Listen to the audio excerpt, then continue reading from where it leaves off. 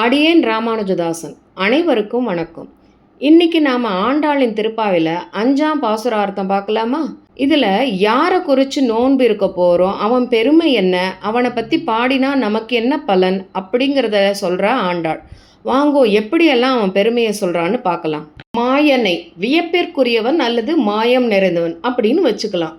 ஆமாம், அவனோட செயல்கள் நமக்கு புத்திக்கு புலப்படாத ஆச்சரியமானது தானே.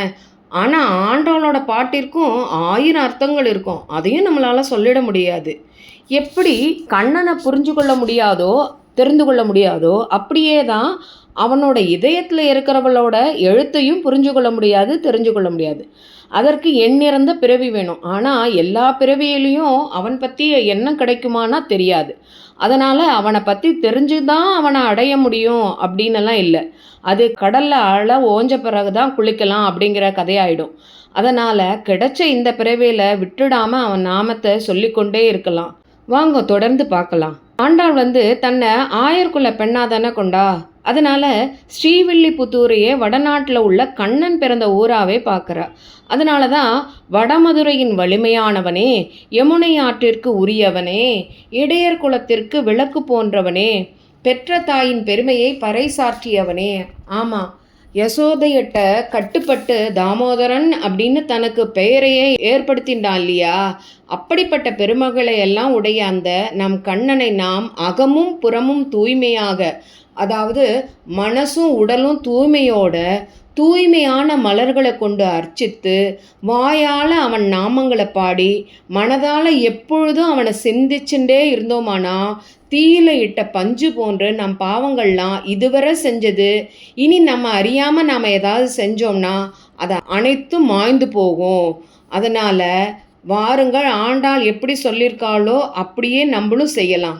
அவன் நாமங்களை போற்றி பாடிண்டே இருக்கலாம். வாங்கு.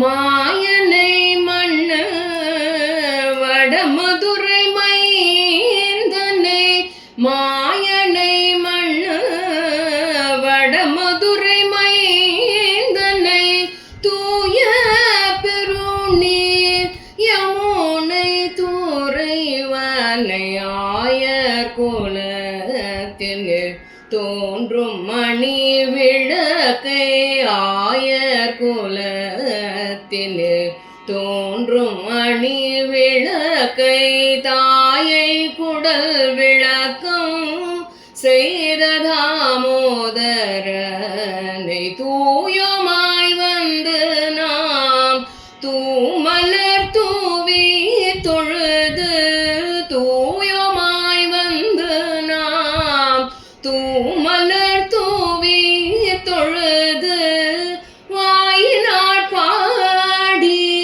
மனத்தினால் சிந்திக்க, வாயினாட் பாடி மனத்தினால் சிந்திக்க, போய பிழையும் பூதருவன் நின்றனவும், போய பிழையும் பூதருவன் நின்றனவும், தீயின தூசாவும் செப்பேலோரெம்பாவாய்,